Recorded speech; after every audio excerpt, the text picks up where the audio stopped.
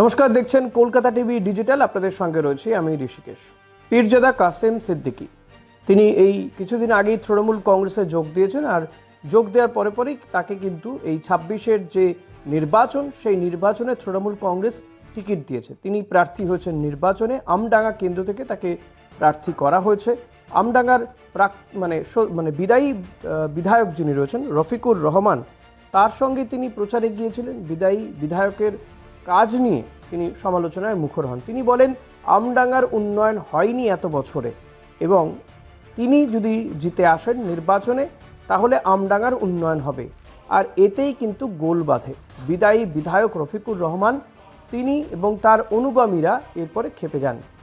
কাসেম সিদ্দিকীকে পাশে বসেই রফিকুর রহমান বলতে থাকেন যে যাকে দল প্রার্থী করেছে, নতুন যিনি প্রার্থী, তিনি বলছেন যে এত বছরে, অর্থাৎ 15 বছরে, তৃণমূল সরকারের 15 বছরে আমডাঙ্গায় নাকি কোনো উন্নয়ন হয়নি, তিনি এলেই উন্নয়ন হবে। এটা কি সত্যি? এটা তিনি জানতে চান। আর খুব স্বাভাবিকভাবেই কাসেম সিদ্দিকী তিনি বিপাকে পড়ে যান। তিনি যেটা বলেছিলেন কোথাও গিয়ে যে সেটা ফাউল হয়ে গিয়েছে তিনি বুঝতে পারেন। আর এর পরেই কিন্তু দুই দলের অনুগামীদের মধ্যে বা দুই দলের অনুগামীরা সেখানেই কিন্তু তারা কলহে জড়িয়ে পড়ে, অন্তর্কলহে জড়িয়ে পড়ে। একদিকে কাসেম সিদ্দিকীর অনুগামীরা, অন্যদিকে এই বিদায়ী বিধায়ক রফিকুর রহমানের অনুগামীরা। আলটিমেটলি কি কাজ হয়েছে কি কাজ হয়নি সেটা তো সাধারণ মানুষ বিচার করবেন। তার আগে তৃণমূল কংগ্রেসের এই দুই বিধায়ক, একজন বিধায়ক প্রার্থী, একজন বিধায়ক, তারা যে দ্বন্দ্বে জড়িয়ে পড়েছেন তা রীতিমতো দলকে যথেষ্টই অস্বস্তিতে ফেলেছে।